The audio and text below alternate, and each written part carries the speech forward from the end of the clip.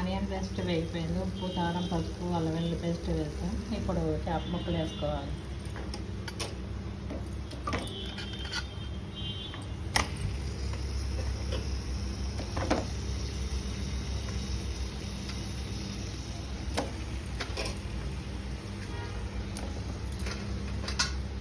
ఇదంతా కొంచెం దగ్గరికి వేగాక కొంచెం వాటర్ పోసుకుని దగ్గరికి ఉడికాక చేపలు ఎగరు రెడీ అవుతుంది.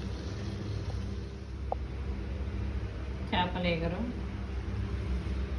పచ్చిరేలు, చుక్కకూర కర్రీ, రొయ్యల ఫ్రై. Please subscribe.